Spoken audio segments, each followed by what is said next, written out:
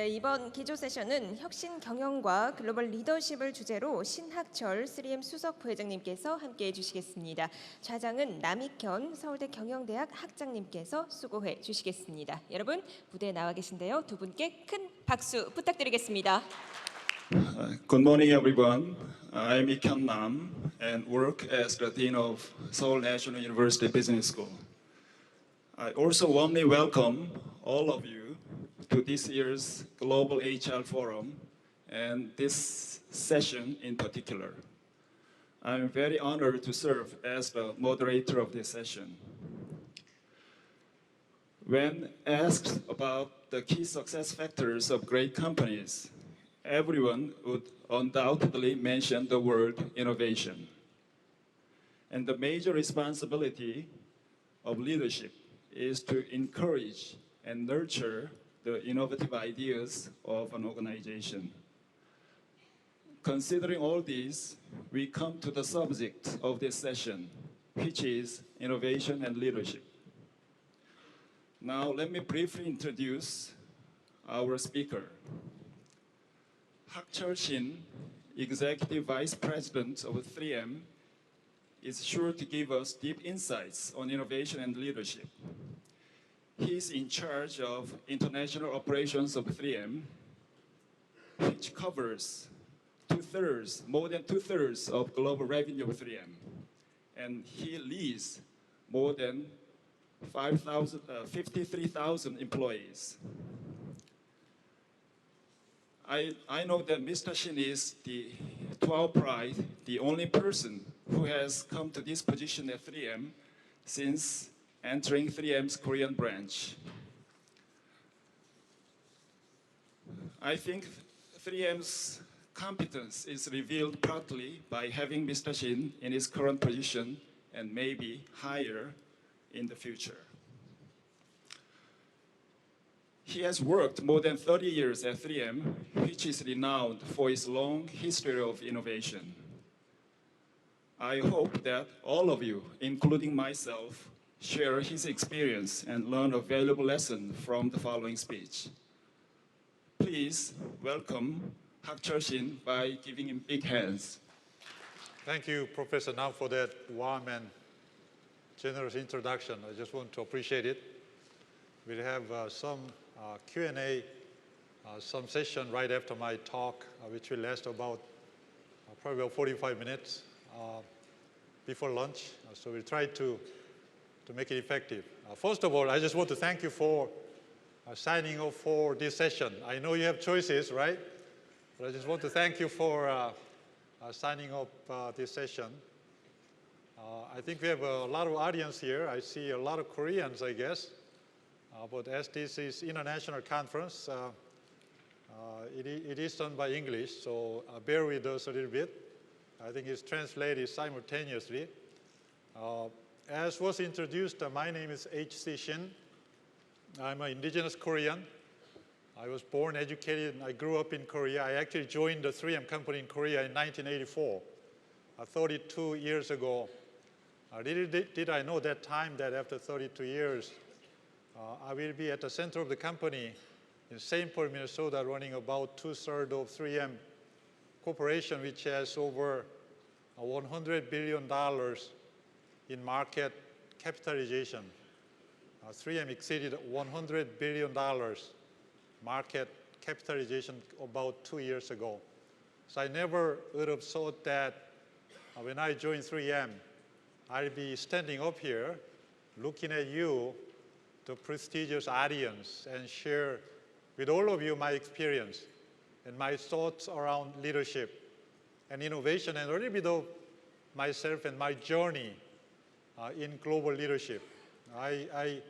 Since I left 3M, my journey has been pretty lonely because there was, frankly, nobody who did what I did. In many cases, I felt all the frustration that normally people would have felt in working in a very large mainstream American company as a foreigner, and particularly as a person, somebody who came from Asian background and Korean, language barriers and cultural barriers and what have you. So I'd like to share with you after 32 years, what I learned with a humility, because most of my learning came from what I would call trench. It's not more of academic theory. I learned through getting things done, making my hands dirty. So most of my experience is very practical. Some of the stories that you will hear is my own story. So in the course of doing that, I will also touch on innovation. Because if you look at the theme this year, it's about dream, challenge, and creativity. What that means is innovation. And then I will also talk about leadership in the context of creating innovative culture, in the context of creating outcome from innovation. So here is my kind of a career. I left 3M about 22 years ago in 1995. This was December 24 on the Christmas Eve. I got a call from that time Asia Pacific Vice President of 3M, who I didn't know. I was kind of keeping my head down in Korea and doing my own work. And I got a call and he said, Mr. Shin, you will be named as the president of 3M Philippines.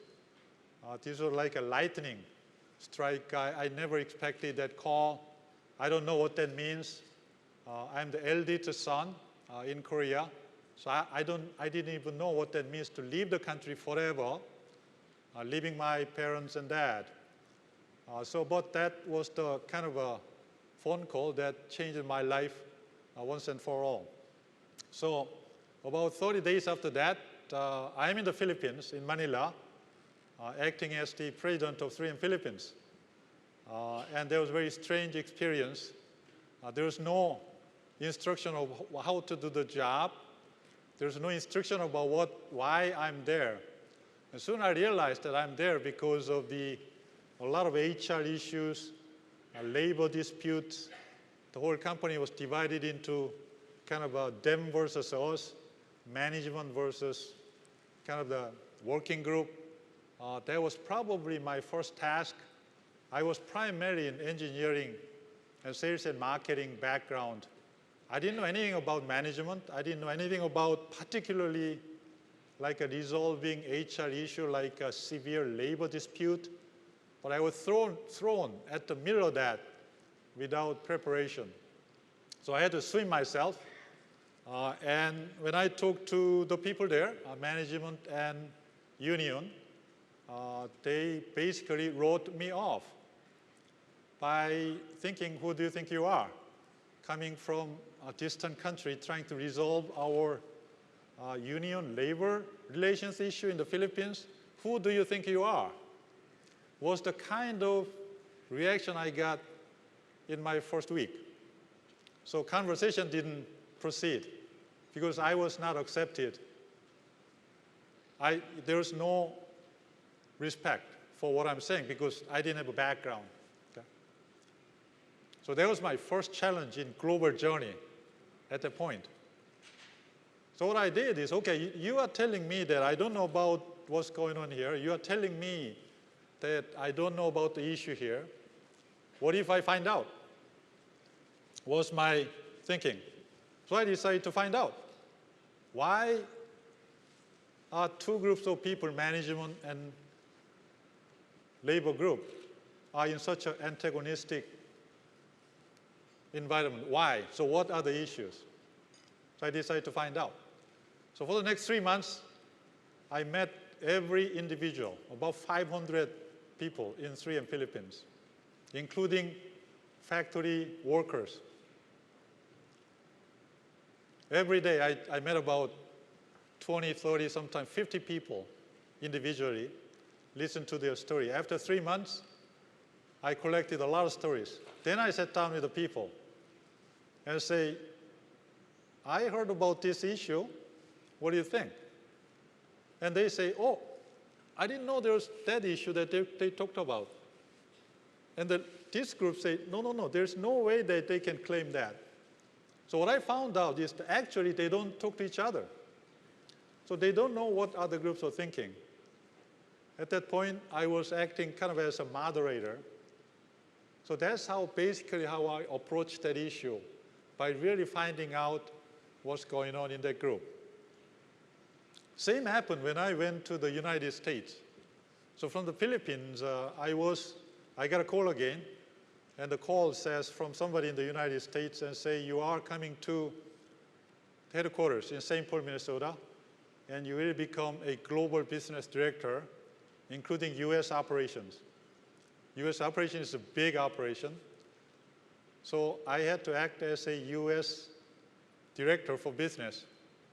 So I called the meeting again, and the reaction I got was the same as the reaction I got in the Philippines. Who do you think you are, coming to the United States telling us what to do?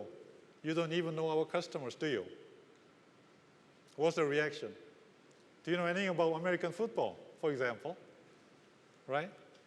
So I quickly realized that I have to bring some value to the conversation to be accepted, let alone to be respected. So I took the same approach. Okay, now I'm hearing, okay, I'm listening to you. So what you're telling me is that I do not know a lot about market here. I do not know a lot about customers here. What if I find out? That was my approach. In 3 months, I barnstormed every corners of the United States, literally every city, every customer. Every day I made about 10, 12 sales calls, including lunch, including dinner. I did it for about 3 months. I knew everything about customers that time in the United States, even corners of the state of Maine. Okay? I visited them, I talked to them, including our distributors. After 3 months, I called up the same meeting. And I said, what do you think? And strangely, they didn't know. How did you know, Mr. Shin? Oh, that's what the customer in Maine told me. Oh, I never heard of that problem. Oh, I didn't know there was a delivery problem. I thought it was a marketing promotion issue. What I found out is that they actually don't visit customers, the people in the United States, some marketers. They think they do, but they don't. So when I brought facts into the conversation, that's the starting of acceptance. That was the starting of having some respect. And that's the starting point of leading. Before you lead, you have to be accepted. After that, eventually, you have to command respect from the audience. And that's the painful lesson I went through in every step along my career journey. I took the same approach. I dug into the details. And I found out actually that people do not dig into the details. You think that somebody who is in marketing manager position in the United States must have known their customer very, very well, ins and out, right? Actually, many of them don't. That's what I found out. In fact, I found it almost universally true. Unless you are determined to find out, unless you have a willingness to dig into the details, people generally don't do that. So that was a great lesson for me. And I said, oh, I can do this. If this is how I should do it, I can do this. So that's basically how I keep doing my job in a way that I was not only accepted, but I start commanding respect in US organization. And basically, there's no secret. That's how I continue to make advancement in my career in the United States. Now I'm running almost 2/3 of 3M operation. In fact, I'm in charge of every country in the world except the country that I'm located in, which is the United States. So I have all the operation except the United States. So if you ask me what it is like running global business, I think that's a good question. Maybe first answer is you have to be very good at overcoming jet lag, I guess, right? I don't know what's the second thing. Maybe you have to be a 24-hour person, and I am. Getting called at 11 o'clock and 4 o'clock in the morning, that's part of expectation. And you have to be an optimist. There are so many things happening around the world that unless you are optimist, you cannot run large, complex organization like this. So I'm a perennial optimist. I believe in things that can go well. as much as I believe in things that can go not so well. So I'm an optimist in that sense. The other thing is I go around the world and meet the people. Business is about meeting people and having a conversation. Business is about having the conversation. That's what I do, basically. I meet our people in 3M, Korea here. I just came from China. Last night from Shanghai, I talked to people in 3M in Shanghai. I talk to the people. I basically ask questions. That's what I do to the people. My question consists of very simple 2 words. First question is, why? Why do you do things that way? Explain to me. And some words may come out. Another, why? Tell me a little bit more about why you decide to do things that way. After about 3, 4 whys, you get a very, very good answer. The other question that I ask, in addition to why, is why not? In most of conversations, there are more conversations that they say they cannot do certain things. We cannot accomplish something. We cannot achieve their sales target. We cannot do this. We cannot do that. And I start by asking, why not? So what made you believe that you cannot do that? Why not? Why not trying harder? Why not having some other ideas? So a lot of my leadership conversation consists of those 2 questions. Why and why not? It served me very, very well for 32 years. I'm the part of the major board members of the big company in the United States. That's what I do. Same thing. I ask questions, why and why not? And people think I'm very, very intelligent in that industry. But I'm basically asking questions. Asking the right questions is very, very critical, whether you are a business person, whether you are running your own company, whether you are in academia. Asking the right question, to me, is very, very critical. So that's what I would like to give you as a food for thought. If I look back my journey back 32 years, obviously there are a lot of things that went right, but there are a lot of things that I regret. I could have done better. So I'll give you a few things that I thought I could have done better had I started from the beginning, from the get-go, back 32 years ago. First of all, I kind of stumbled on this globalization, global leader, because I happened to join 3M, which happens to be a global company. But I could have joined any other company, right? But expanding your horizon very early, especially in young ages like 18, 20, 21, and experience the world and the excitement that can bring to your life. I'd like to turn my clock back into when I was 16 and start this journey again. I wanted to be global very, very early in my age. I did. Second of all, I didn't realize what I'm good at. Okay? I graduated from mechanical engineering in Seoul National University. So I was an engineer.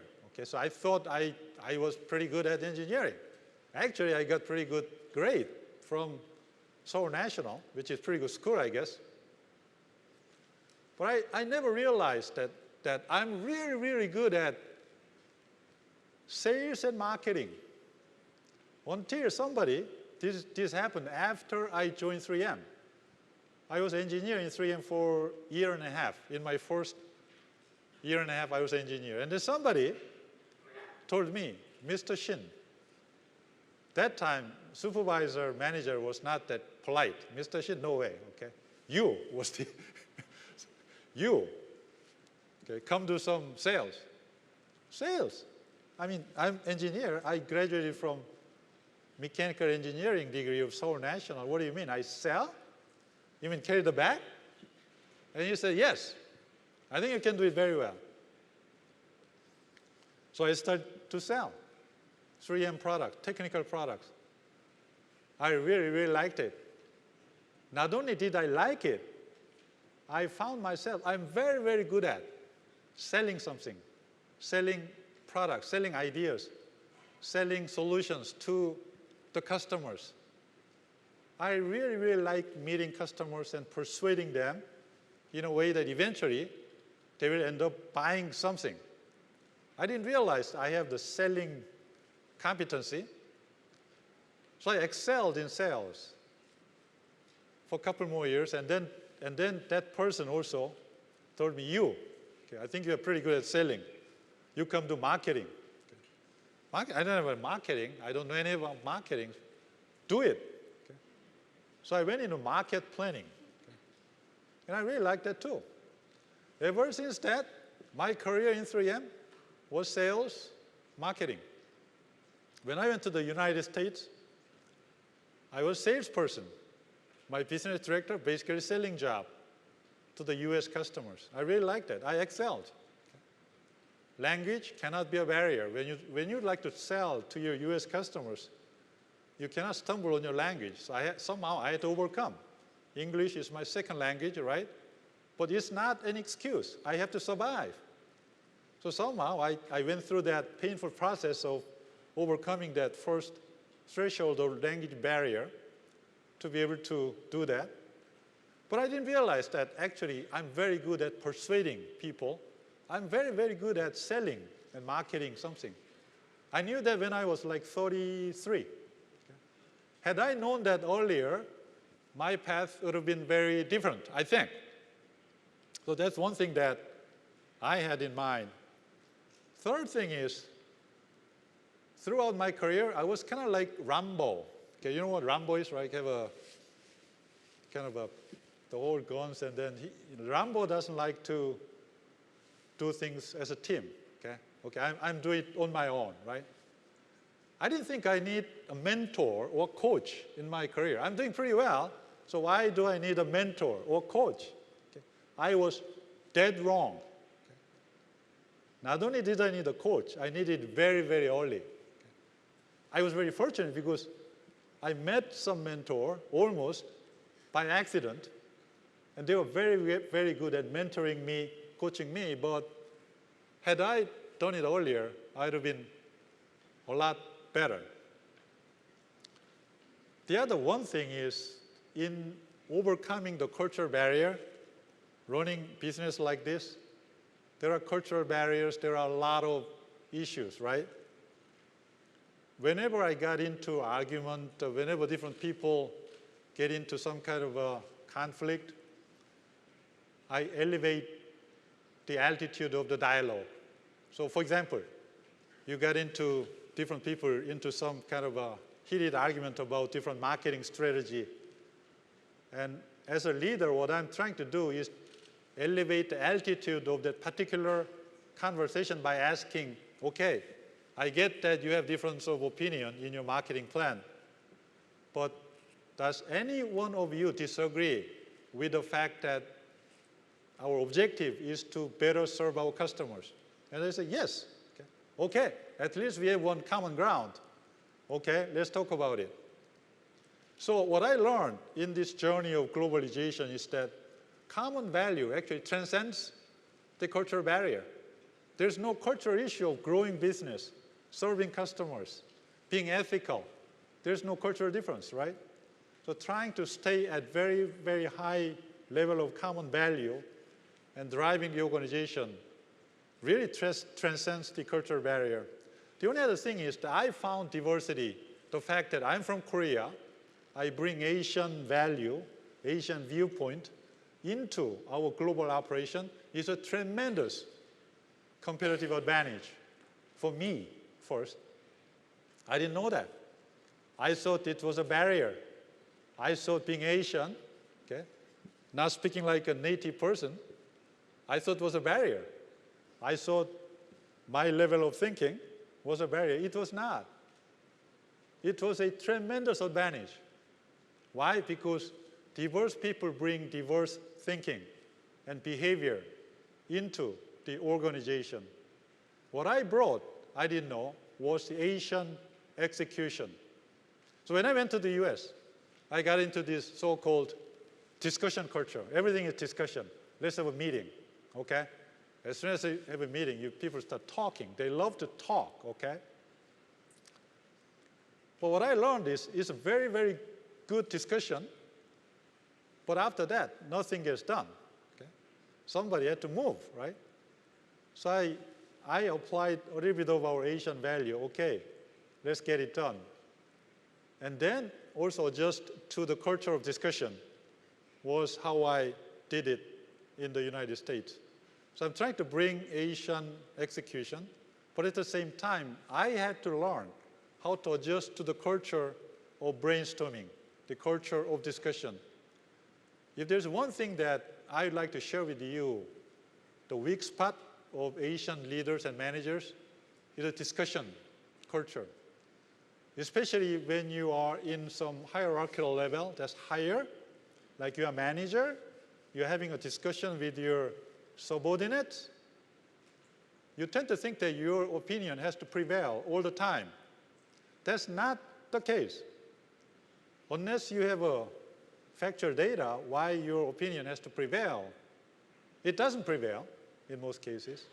And adjusting to this culture, I think is very important. I had to learn a lot about how to, first of all, lead the conversation, conduct a dialogue, and being a part of the discussion culture and not dominating it, not mandating my opinion. And it took some time for me to adjust mentally and physically. The reason I'm saying even physically I had to adjust is that, I don't know, Asian people, particularly Korean, tends to have your complexion, particularly your face color change. When somebody's provoking you with opinion that's not particularly the one you like. I don't know why. I had the same issue. At a meeting, somebody's talking something I really don't like, my red started to get, blush. I had to overcome that, okay? I don't know if it's just me or some Asian value. So I think that element of discussion is very critical in the journey. What I also learned in my journey is how important it is to be able to articulate your thinking very precisely in about 3 minutes. When I was in the Philippines, I didn't know why I got the call from the headquarters of the United States asking me to come to lead the big business in the United States. Later on, I found out that somebody who came to 3M Philippines when I was there to review my business, I still remember him. In the corner of one hotel, he's very, very high level. Okay? He was executive vice president at that time, my level person. He gave me 3 minutes because he didn't have time. Okay? HC, my name in 3M. What is your business philosophy? Was the question. I was not prepared to answer that question. I never expected that he would ask that question to me, but I had to improvise somehow, and I had to give my answer. So I did, to the best extent I can, okay, in 3 minutes. Then after 1 year, I was picked up to the headquarters. I learned long time after that incident that particular meeting, 3 minutes, was the reason that I was picked up. So in our lives, we meet the people, we have this moment that you make your case. It could be in front of your customer, it could be in front of your interviewer, or it could be in front of your whoever. If you cannot articulate your thinking in a precise language in 3 minutes, opportunity is lost. So I call this elevator speech. In fact, I asked my people, my vice president, to practice this one. So tell me about your thinking in 3 minutes. And the more you practice, the better you get. So whether you are business people or whether you are in academia, I think this ability to clearly articulate your thinking and put that into the linguistic language in a way that you can actually appeal to somebody is very, very critical. I see a lot of people very good at that. I see a lot of people struggling with this concept. I met with one of the most prominent economists in our time. I would not name the name, by the way, in New York about a month ago. Okay? And that person was explaining me about the global economy. After 45 minutes, I just did not have idea what he's talking about. So he may be very good at economic knowledge, but I would give him like F in this regard. Okay? So I think it's the one thing in this global journey, everybody's busy, people don't have time. Can you articulate your thinking very clearly in 3 minutes? You get 10 times better if you practice. Take time and practice. I did a lot of practice in this elevator speech. If there's one thing that I'd like to give you as an advice, this is what I would like to give you. Now let's talk about business a little bit. The whole world is kind of a little crazy. We call it VUCA world, volatile, uncertain, complex, and I mean, you don't know what the next big event will be. At the same time, we are living in a world that is fundamentally interconnected. You heard the term butterfly effect, right? So things are very, very crazy. The whole world is very dynamic, very uncertain. So how an organization like 3M or any other enterprises or country can survive under these dynamics? How should they think about this VUCA world in the context of the survival and prosperity in this interconnected world? And that's the subject. Our responsiveness, our ability to respond to this type of dynamics will be very, very clear. In fact, if you ask me, if there's one thing that any corporation should think the most important is that technology, is that marketing, I would say this one. Your organization's ability to quickly adapt to the dynamics of the world has to be the biggest differentiator and biggest competitive advantage. So how would you do that to quickly respond to this dynamic world? Only 2.8% of companies in the United States lasted more than 100 years.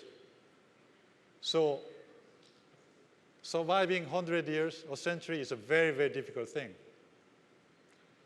So we have to be chameleon, quickly adapting to the changing external circumstances, or we become history, or we become fossil. So this ability to quickly change determines the fate of modern corporation. So you might think that, well, things are very slow, economy is not growing, right? There are not that many opportunities. We have overcapacity. People are really depressed. So what should we do? Possibly, in the situation like this, sounds like there's no hope in the world. So what should we do? And I say there are a lot of things we can do. First thought I'd like to give it to you is that it's same for everybody. In fact, I mean, this is not just hit one country or one company. We are all hit at the same time. So playing fields are level in that sense. So to the extent that we can navigate better than others, this is a huge opportunity. So when things are slow, you can revamp your supply chain that you didn't have time before. You can probably consolidate your manufacturing base. You can probably consolidate your ERP system. There are a lot of people have time to do those things. You can actually introduce more new products during the slow time. Why? Because our customers have a lot of time to test the products. Slow time, the VUCA world is a huge opportunity. We just don't know it. Because it's just depressed. Everybody is depressed. Nobody sticks the neck out and say, you know what? I will turn this to an opportunity. Same thing for the people, individual. Huge opportunity. Things are slow, sound like end of the world. It's the biggest opportunity. We call this market discontinuities. Time of market discontinuities is the biggest opportunity. So we are seeing the biggest opportunity right now from what I see. I looked at the business plan in 3M, written in 1968. You know what it says back in 1968? The world is very volatile, market saturated, and we don't have any new products, so there's no opportunity. And that was 1968. If somebody looks back upon us 30 years from now and agonizing over what opportunities are here, oh, we are depressed, whole dynamics, they'll probably laugh at us, right? So that's how I think we have to think about this thing. So what will make that happen to me is different thinking. Innovation can happen in this regard as well. Innovation doesn't necessarily mean inventing new products or technologies. Innovation means you do things very differently, so disruptively that other people cannot possibly imitate you. To me, that's my definition of innovation. So innovation can happen everywhere. 3M is fundamentally a technology innovation company. 3M is generally known as best technology innovation company. We have 46 technology platforms. We call this our cores. So one of our success factors is to stick to our cores. It seems to me that, I think a lot of you probably know 3M already, right? 3M is all over. We are in medical, we are in aerospace, we are in automotive. It seems like we are all over the place, and we are, from a market and application point of view. But they are all interconnected by one single core platform, which is technology. So in that sense, 3M really never went out of our core in good times and bad. We always stuck to our core competency, which is our technology, which is right here. We just found different applications in different time. Applications for adhesives, for renewable energy like solar panel, didn't exist 20 years ago. Now they do. But it's the same technology, adhesives. So finding your core in your business, sticking to it, and strengthening it, and expanding to what I would call natural adjacency in terms of market application, to me, is simply the way we need to do. And that's how 3M survived and prospered for over 100 years. Indeed, 3M survived more than 100 years. 3M was founded in 1902 in small corners of Minnesota. So we are in 114 years of existence as a company. We invented a lot of products. This is not just modification. This is an invention. 3M invented first sandpaper, just in case you didn't know. 3M invented tape. 3M invented audio tape. We invented stethoscope. 3M invented masking tape. We invented highway signs, reflective signs. So we invented a lot of things, not for 20 years, not 30 years, but over 100 years. Even today, we are inventing a lot of things. So how can an organization create that type of innovation over 100 years? That's the rest of my talk. Here's the evidence. How do you know that 3M is doing well? We are doing very, very well as a company. Our market value is over $100 billion. I mean, that's a humongous number if you think about the number. Not only we are good financially, we are also recognized as one of the most innovative companies in the world. We are also generally recognized as the most ethical companies in the world. We are virtually every year within top 20 in Fortune's most admired companies. So great reputation has been built over time. At the same time, after 114 years, last year, actually this year, 2016, 3M was selected as the best company that millennials would like to work for in the whole world. Number 2 was Google. Number 1 was 3M. Millennials, age group of 18 to roughly 30, 35, the young generations of our time, not only in the US, but entire globe, chose 3M as the best company to work for. And number 2 was Google. If there's anybody from Google here, I'm sorry. But how company after 100 years, still young people would like to work for? Okay. So what's the secret behind this? Indeed, there is no secret. The company or any organization will go through this curve. About 30 years is an inflection point here. After about 30 years, the company can go upward or plateau or go downward. 97% of companies, by statistics, go downward. Some companies remain plateau. So what are the characteristics of the company who continue to go upward, like 3M, after 50 years, after 100 years? We think they can do that by creating value. Creating value for whom? Creating value for our stakeholders. And doing it in a sustained way, meaning year after year, decades after decades. So create value for the stakeholders. That's the secret. So who are the stakeholders? Why any company exists? For whom? Who do you think are the stakeholders? Shareholders, right? Yes? Yes? Customers? Yes? Easy answer, right? Who else? Maybe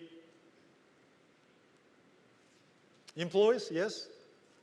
But number 4 is very, very critical. Society that we operate in. Very, very critical stakeholder. So 3M decided to continue to create value for our customers, our shareholders, employees, and our society alike. And that's the secret to success. That's the secret to prosper for more than 100 years. The other thing is you have to maintain consistency in your strategy. So we think technology innovation is very important in 3M, and we do. So during kind of a slow growth time, like in the last 5 years, a lot of companies cut back their investment, particularly in R&D. In fact, over 90% of companies in Fortune 500 companies in the last 5 years reduced their R&D spending. There are only very few companies who actually increased R&D spending in the last 5 years. Very low growth period. 3M is one of them. In fact, we stepped up our R&D investment from 5.5 to 6%. And we used that money to continue to create what we call disruptive technologies. So something like this, so strategy should happen regardless of time. And you should have a view over 10, 20, 30 years, not 6 months, not this month. So longer term view and having a consistency in your strategy. If technology is important, you have to invest in good times and bad. The other thing is to manage what I would call microscope and telescope. A lot of companies are very good at managing short-term results this quarter, okay? And not a lot of companies are very good at sustaining over the long haul in terms of their strategy. In fact, we have to be good at both. A lot of companies are very good at one, like very good tactically, but strategy kind of sucks, or vice versa.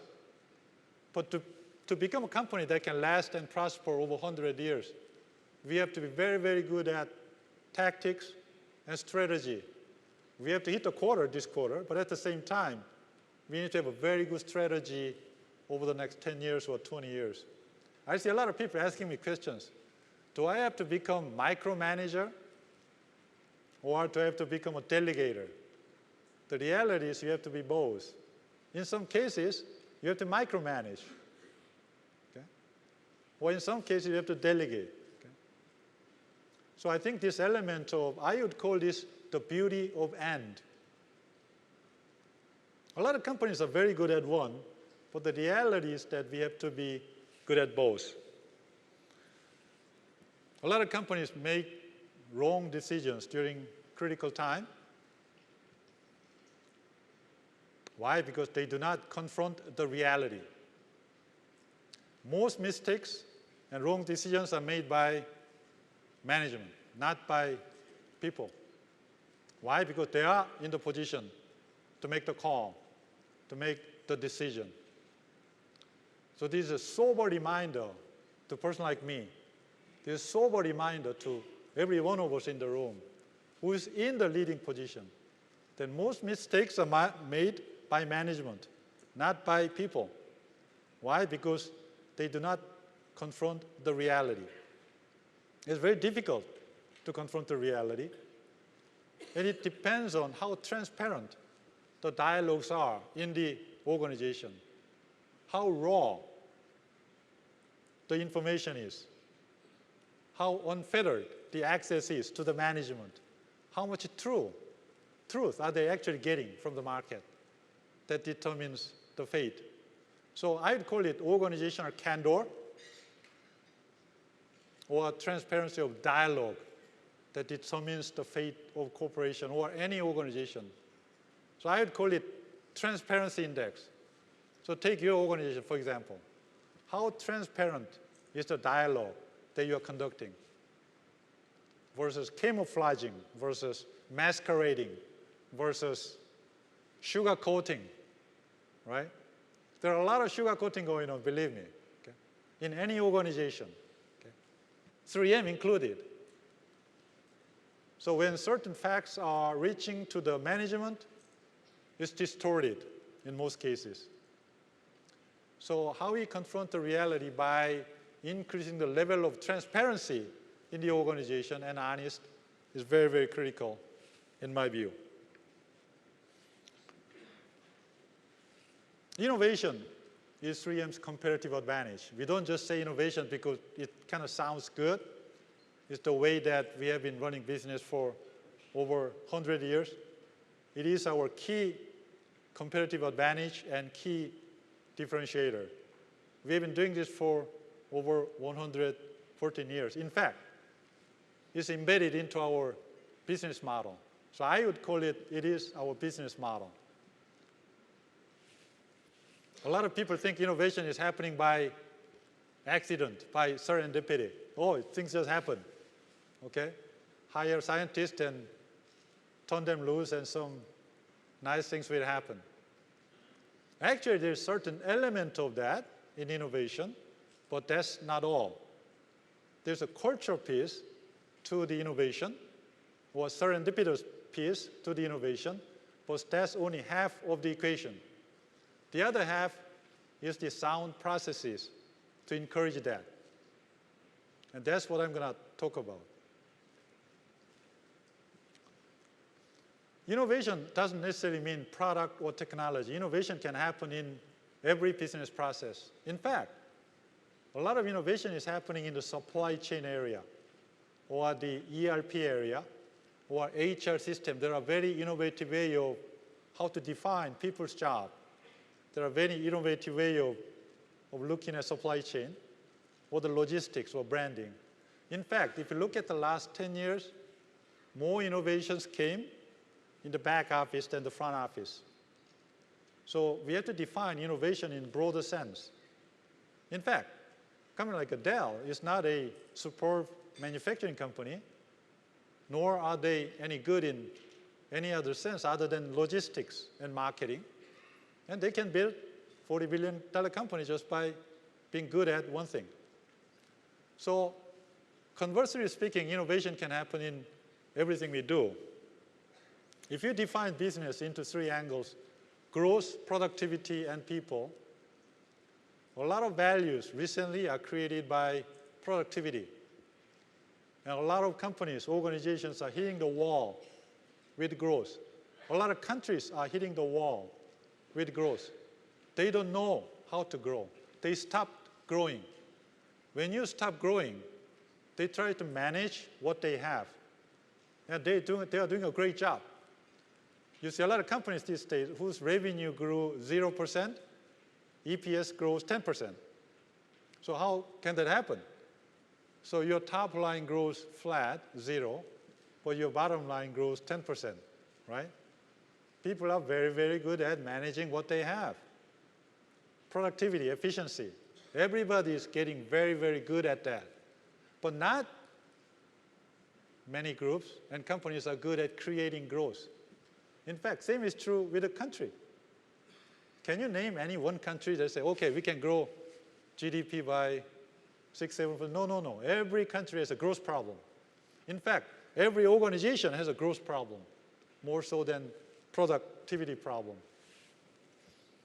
Why? Because growth is inherently unpredictable, untidy process. You cannot predict the creation of new business. You cannot create the new business with the kind of certainty that you have in productivity or efficiency area. But without creating growth, your productivity game will hit the wall very, very soon. So that's the issue. How can we create growth? To me, there's only one answer, that's innovation. We need innovation in creating growth. But Mr. Shin, that sounds easy. Give us some more details about how to create growth. A lot of people think that there's no growth opportunities. I disagree. A lot of countries think that actually there's no growth opportunity. I disagree completely. Why? Because if you define growth opportunity this way, there are two factors that make up global economy. There's technology transition and demographic shift. Like an internet revolution creates a lot of opportunity for a lot of companies, right? In China, more than 500 million people moved from poverty to middle class. That creates a huge opportunity. To be precisely, opportunity exists in the intersection of those two, technology conversion and demographic shift. For example, internet purchase, China middle class, that's the intersection of technology transition and demographic shift. Huge opportunity. So who took that opportunity? Alibaba, for example. So if you look at opportunity this way, so what are the factors that affect the demographic shift? Like in Korea, there are a lot of people now over 65, aging population, right? Aging society, becoming a societal problem. But my definition of societal problem is an opportunity. There's got to be an opportunity there for organization in that societal transition or demographic shift. We just don't know it. We don't see it that way. We see it as a threat in most cases, not as an opportunity. Technology transition, most of us look at it as a threat, not as an opportunity. So my way of thinking is that if you think of these two as a way to create opportunity, there's a huge opportunity. Like the marketer, 1968, market is saturated, there's no opportunity, right? He or she just doesn't see it. Okay? So whether it's country, whether it's company, if you look at this and do some homework, there are huge opportunities. I went to a lot of startup companies in Korea, Russia, elsewhere. What they do is they exploit on this intersection of technology transition and demographic shift. And there are a lot of societal issues. Aging population is the one. Sustainability, environmental concern is a big issue. I just came back from China yesterday. Everywhere I went in China in the last 2 days, in every customer meeting, they're talking about sustainability, meaning environmentally conscious products. I mean, like a night and day from 30 years ago. Is that an opportunity? Absolutely. Energy revolution, huge opportunity. So if you define opportunity this way, and then believe in the fact that there are technology solutions to this huge societal transition, that's how we look at and how we define and how we eventually going about exploiting the opportunities. If you do that, you create opportunity like this for 3M. The air pollution in the street of Beijing. A lot of people say, oh, it's crazy. You know, I don't want to go to Beijing because of air pollution. 3M looked at it as an opportunity. So we created a very good solution, and this will become a very, very large business for 3M. So in this case, it was technology, manufacturing, and brand innovation all combined. And we have many examples like that in 3M. And that's why we believe that if you do the homework, if you deploy technology solutions trying to address societal issues, there are huge opportunities. There's a well-known principle in 3M that is called 15% rule. So what that means is that any researcher or scientist or R&D people in 3M can spend up to 15% of their work hours in the project that's not in their direct line of responsibility. So what that means is that I was given this responsibility. I have an interest in something else. I can do that. My manager cannot say no. I can do that using 15% of my work hours. It created a lot of new products through that 15% rule. In fact, one of the biggest inventions came through that 15% rule. So what that means is tremendous respect for people, tremendous respect for individual freedom, and tremendous respect for individual initiative and people themselves. And when you believe in people in the organization, they do good things for you. And that's what we believe. You hire good people, you train them, and you let them alone. Don't interfere too much in what they do. Most of the problems in the organization happens at the management level, not at the working level.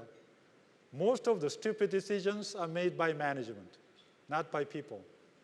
So 3M innovation, the first thing, the stern warning for management. Not many people know this. The 3M innovation start with a stern warning to the management. Why? Because we need disruptors, we need inventors, we need a person like this. We need innovators. To have many innovators, management cannot get in the way. You cannot kill the innovation spirit. Because whether we like it or not, the world is moving by these somewhat geeky people, right? That's how things go, right?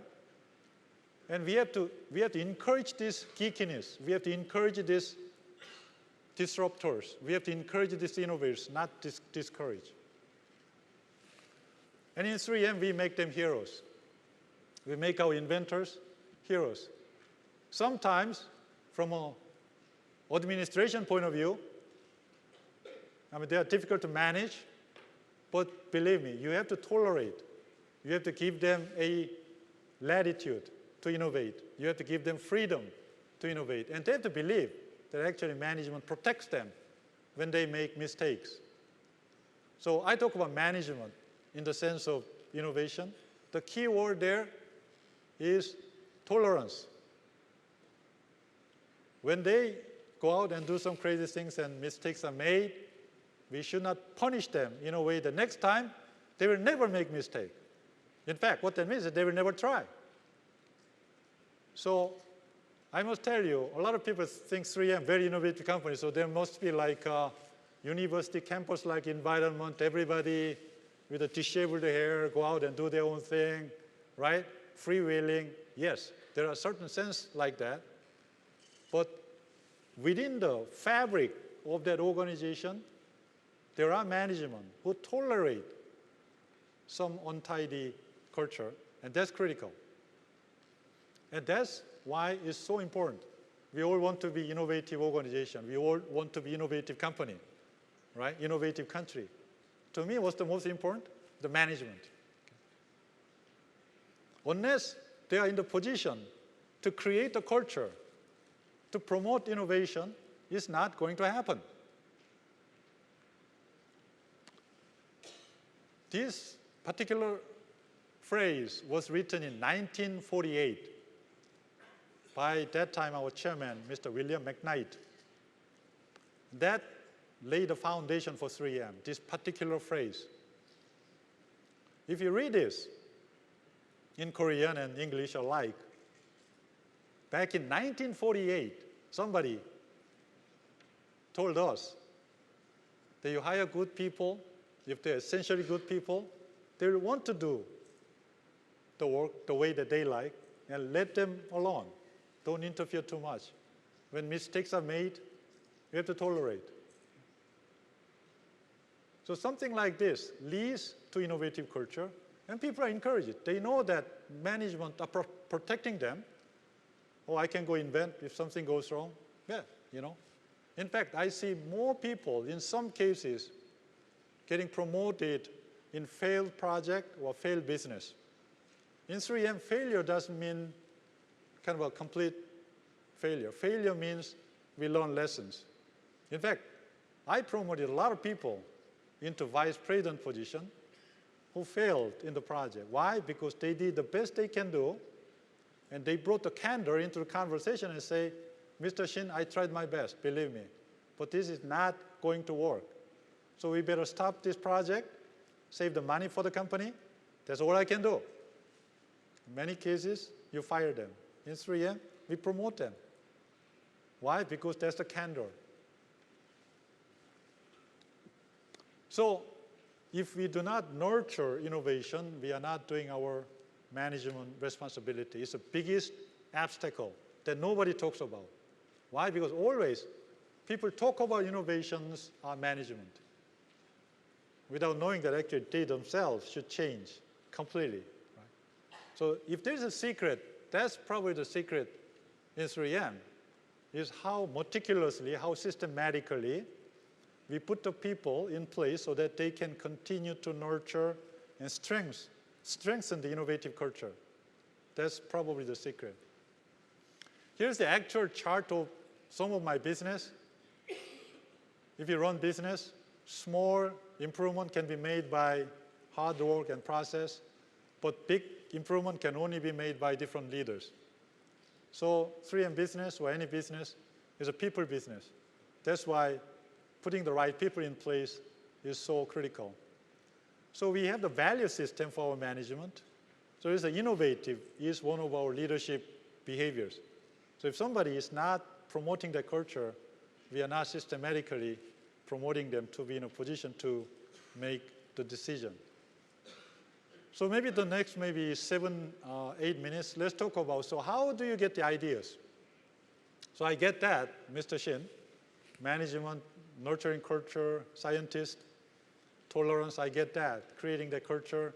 Also has a process to prioritize all these kind of key ideas into commercialization. I get that, the balance between culture and process. So where are the ideas coming? We talked about the intersection between technology conversion and demographic shift, but most of our ideas are coming from the field, the market, the trench. So our people spending time like this with the customers, very, very critical. That's how they generate innovation ideas. So this is not something that you can come up in the nicely air-conditioned office.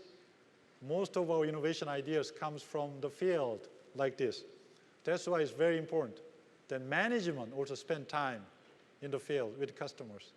I made it a rule long time ago, that I will spend about half of my time visiting customers. I kept this principle for over 25 years. Even today, I spend more than half of my time in the field with customers. Unless management spend time with customers, they are living in the house of cards. They are living in their own office that's different from the real world. So it's very, very critical that management spend time with the customer. So you might ask, okay, Mr. Shin, what do you do the rest of your 50%? Out of that 50%, 25% of my time I intentionally spend on people and people development and leadership development. And the rest of 25% could be in most cases meetings and all the other admin things that to do and we all need to do. But I think this kind of a management time and management responsibility actually is very critical. I get, frankly, a lot of questions about how do you succeed? How can you get promoted? How did you accomplish what you did? And I really did not have any secret. You saw my resume. There are a lot of, frankly, promotions. I never sought promotions myself. I never thought about my next job. I was keeping my head down, doing my job. Now what I believe in this overflow theory. When I was doing my job, I always tried to overflow, meaning that I do more than my own responsibility, just like this mental image. Then, as an organization, what do you think they want to do? They give you bigger cup or bowl or bucket, right? Because they don't want to waste the juice or water or beer, whatever that might be. Okay? So that's my only secret. Whatever I was given, I'm trying to overflow. To the extent I overflow, I knew with a certainty that I will be given a bigger vessel or bucket, right? So that is, frankly, now famous within 3M anyways, the overflow theory. So if you summarize innovation that we talked about, there are parts that we think we have to let it happen. There's a culture, there's a management responsibility, promote these innovators and disruptors, kind of turn them loose, give them freedom, 15% rule, people bring forth ideas. But there's also an element of what if there are too many ideas? Then what? Then you create chaos. So the process means that you have to prioritize all those ideas so that you can actually give funding in a way that eventually innovation leads to commercialization. If innovation doesn't lead to commercialization of value, it's an even bigger problem. Then you become scientific research institute, not a P&L organization.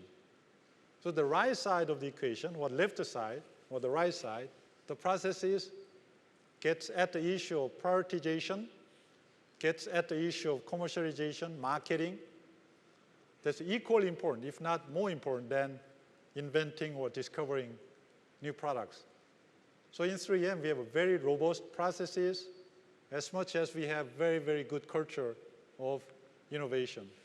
And that's why we have a lot of technology platforms, and we keep generating meaningful new products. And this is a very interesting chart. If you do that, one technology can lead to a lot of different inventions. Why? Because we collaborate with each other. We collaborate with one another. So another probably secret, if there's any secret, in innovation is collaboration. There's no way that one scientist can find out everything. So different people should collaborate. They should work together. And they should be a team player. And that's really very unique culture in 3M, that people talk to each other, and they can get ideas from one another. And there are also systems to promote that. We have many, many systems that scientists can actually freely exchange their ideas so that they can share their technology, they can share those ideas across the business unit and throughout the whole company. If you look at any organization, one of the biggest issues is what I would call silo. They have a business unit, they have a department. They don't talk to each other. Okay? Or they think they own the technology, so I will not give this to my counterparts. Why should I, right? So this collaborative nature of organization is extremely critical in our view. And that leads to a lot of new products like this across different spectrums of industry and society. I will spend one more minute talking about the importance of commercialization. So these are all 3M invented products, but those red colored products we no longer sell. We are not in that business anymore because we didn't commercialize, or we lost that market to something else. So it's one thing to invent the products, but it's equally important to commercialize those products.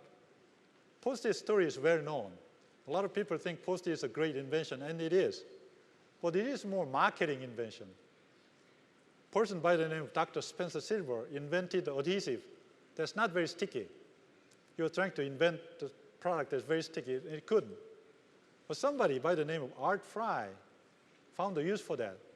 He was leafing through church hymnal, and he found the application for these half-sticky adhesives. So it's more of a marketing invention, and I cannot overemphasize the critical nature of marketing invention or marketing innovation in addition to a product innovation. So I will stop my presentation, and I will go through some discussion with Professor Nam here.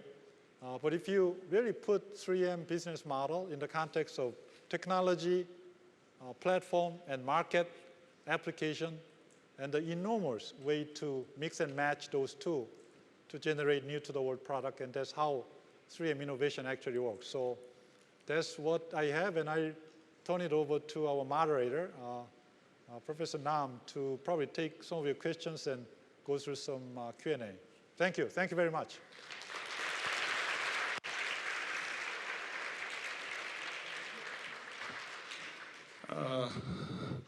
I also thank you so much for Mr. Shin for his excellent speech. I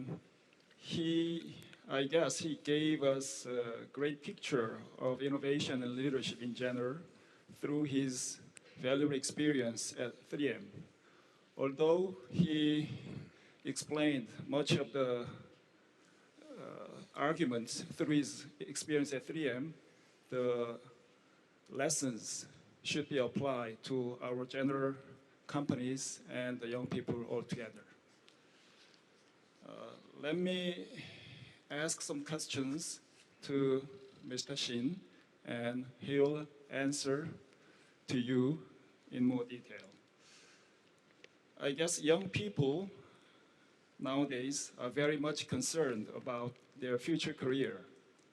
And regarding their job careers, they ponder upon areas such as public sectors, global companies, startups, and their own business. Would you give the young people some advice for their future career decision? Yeah, I think that's a great question, and frankly, one of the phenomena that we see around the world, and people like to avoid engineering math. They like to avoid startup. They would like to avoid risk-taking.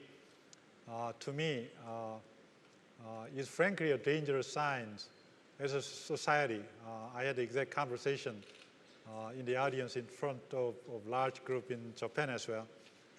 And I hear some phenomena like that going in Korea as well.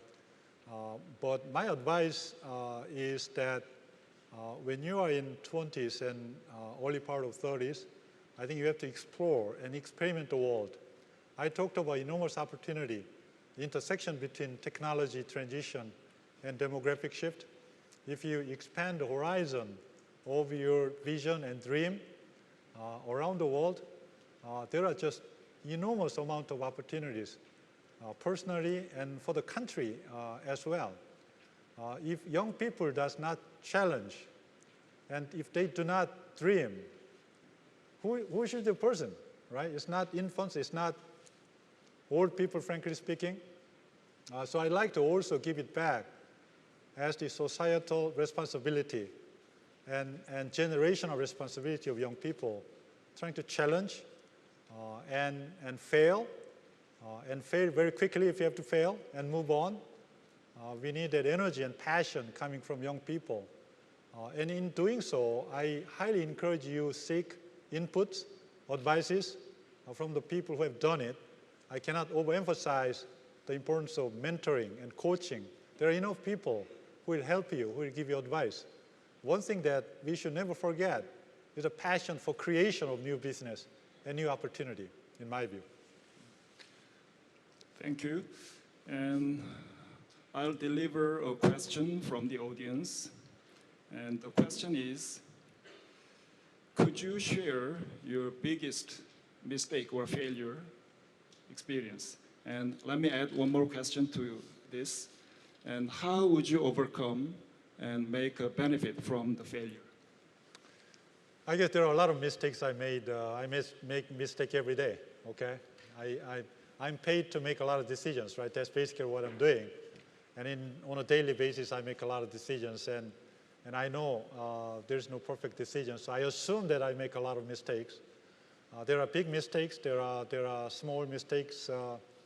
I don't know, looking back, maybe one of the biggest, I wouldn't call it necessarily mistakes, but things that I could have done better is that maybe if there are some big ideas, maybe I was a little too cautious in providing some big funding.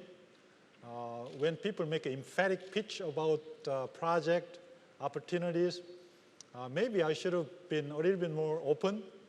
Maybe I should be a little bit more bold in that regard. So if there's anything that it's not a regret, but maybe a little bit more risk-taking, frankly speaking, as a management is the area that I think I could have done better, despite the fact that I gave a lot of funding, and believe me, I sponsored the whole innovation culture. There are times that under the heading of very cautious quarters and slow growth, management tend to be a little bit cautious. Any time that I take risk on people, they succeed. Any concern I have about them, they always disprove me. If I give them funding, they generate results. So I would have been a little bit more kind of optimistic in my view. That's one area that I could have done better. And I guess you mentioned valuable advice to the young people in the first part of your presentation. But let me add one more question. To make a successful career like you, what should the young people prepare, and what attitude should they have toward their jobs? I would say think global very early. I talked about it. And I think my second advice is fear nothing. There's nothing to fear. I basically, when I was 25, 32, I thought I could break through the wall. I didn't know what I was getting into when I took the job in the United States as a global business. I didn't know what that job entails. I didn't know how big the language barrier will be. I didn't know. But I didn't fear.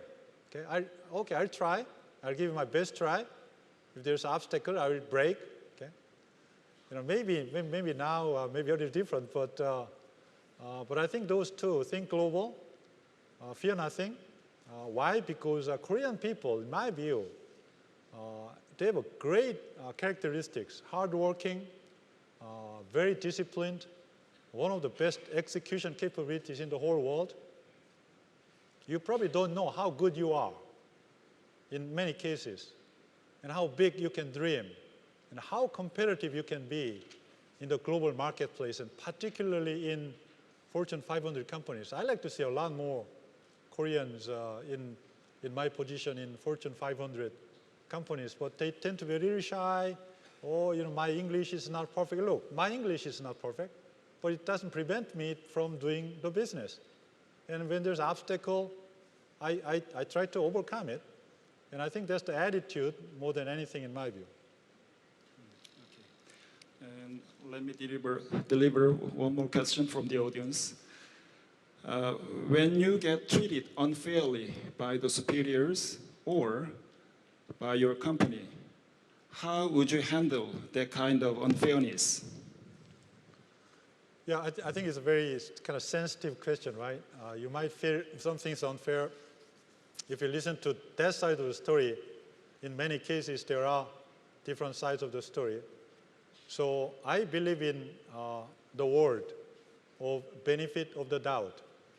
When somebody trying to give me some crazy ideas that make me very annoying, before I get angry, before I get emotional, I give a benefit of the doubt. There's a legal term to that person's idea. Why? Because the person I know, okay, usually, there's a good person. I know he or she is a very good person. And when that person gives me that type of idea, there must be some reason. Okay. there must be something that I don't understand that make that person to talk to me like that. So before I get emotional, I better find out. So I always believe in the word of benefit of the doubt. And I always try to give a benefit of the doubt before I react. I want to find the facts. Whenever you find facts, you are surprised. Because you think that, I mean, the Harvard professor talked about kind of a mindless versus mindfulness. Same thing. Your belief system, the facts that you believe are absolutely true, in most cases, are not true. Whenever I ask people to gather data and analyze it, I'm surprised. Oh, I didn't realize something like that was going. Oh, I didn't realize that spending is that big. Oh, I didn't realize that person. So maybe before you react, you may have to gather some facts and going through your own analysis before you become emotional, and always give the benefit of the doubt if that person is essentially a good person. Okay? And if you can trust that, I would give benefit of the doubt all the time. And in most cases, I get crazy ideas, I get very angry, but I give benefit of the doubt, gather some facts. I correct my opinion. Oh, I didn't realize something like that was going on. So it's a very good practice to have in my view. Thank you very much for the answer. I think that's the great attitude for us to learn in leading the people in companies. And I guess it's an extension of the consecutive whys he mentioned earlier in the presentation. This might be a general question. Korean companies are worried about the stagnating markets nowadays, and many of their past competitive advantages seem to be no longer effective in the global markets. What advice would you give them for growth generation or creation in the future? I think two things. One is to define your core strengths. So many organizations don't have idea of what they're good at. This is true. Many organizations and many people don't know what they're really good at. Identifying their core capability, whether it's person or organization, is critical. In case of 3M, 46 technology, that's it. And play to your strengths, build on your strengths. That's the way to win. Continue to strengthen your core capability and win the battle with your core. Then you turn battle into your game, not you are drawn into somebody else's battle. And you run much higher risk of losing. When you make battle your battle, using your core competencies, you run the statistics of great winning and vice versa. So first, define your core competency as an organization and keep strengthening it. Because you must be good at something than your competition, and make it bigger. Make that gap, if it's this small, this big. So strengthen your core, number one. Number two, I think many companies do not know how to define and identify the opportunities. They usually look at opportunities in the extension of what they do right now. So for example, let's say that you are making cement. So you're a cement company. So you are trying to define and identify opportunity through your own lens of making cement. Oh, maybe I should make a little thicker cement or thinner cement. Or maybe I should look at different colored cement. But you always look at opportunity through your own lens of what you do right now. That's the biggest pitfall that you can find. You have to break that paradigm and de-define and de-identify the opportunity. And I gave you two tips: technology transition and demographic shift. If you look at opportunity, define opportunity that way, using your core competencies, there are plenty of opportunities. Even Korea and global market, even more so. Okay? So that's my kind of humble advice to the companies, because I don't believe in the concept that there's no more opportunity. You are constrained by your own thinking, and you are constrained by your own prejudice and by your own way of defining your core and defining the opportunity. So when you break the paradigm, sky is the limit, in my view.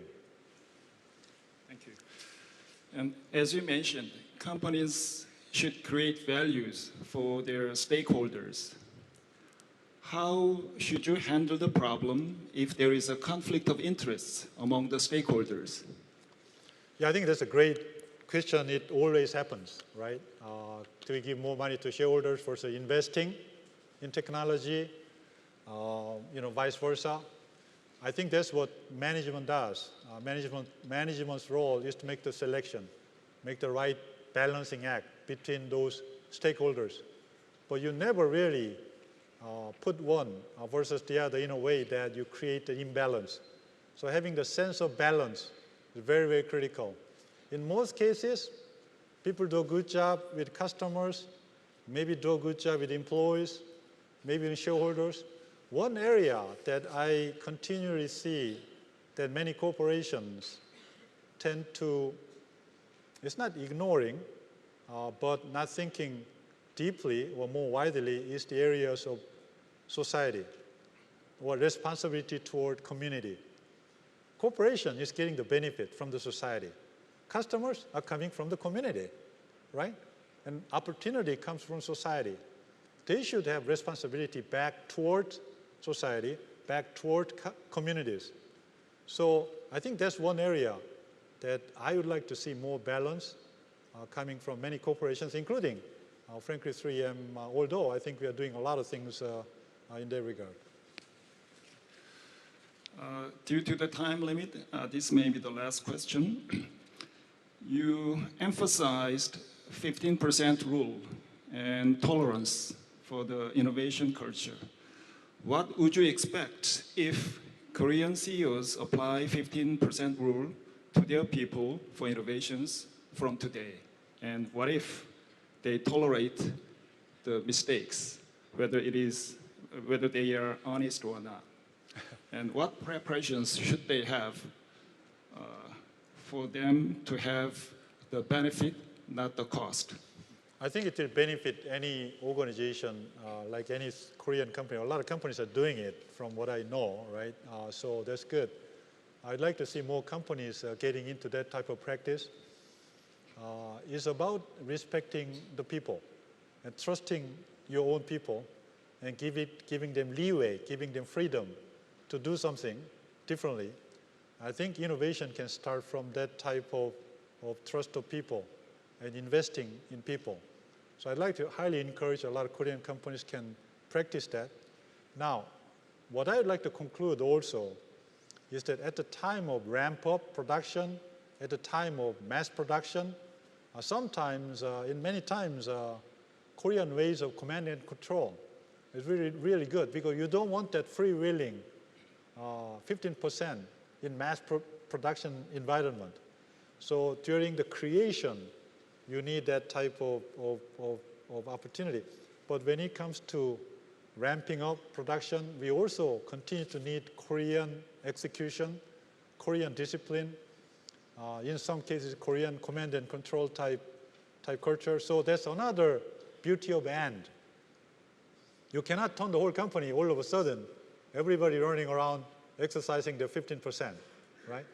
So you need the both. You need culture, but you also need processes to commercialize those ideas. So that's my humble answer, sir. I'm afraid it's time for me to wrap this session. Great companies can develop their core competencies and sustain their growth through innovations. Innovations offer the competitive edge to a company, which is the main source of extraordinary profit. Innovations can happen in many areas, as Mr. Shin mentioned: product, technology, and all business processes. And one innovation is not enough, and innovations should occur repeatedly and continuously for sustainable growth.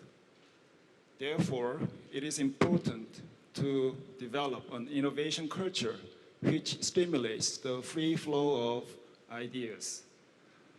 Once innovative ideas are selected, we need to realize and commercialize them efficiently and quickly. Thus, Mr. Shin emphasized both the innovation culture and the commercialization process. Throughout the innovation process, leadership plays a key role in nurturing innovation culture and sponsoring the selected innovative ideas. Mr. Shin stressed that leaders should willingly tolerate honest mistakes in order to stimulate innovations.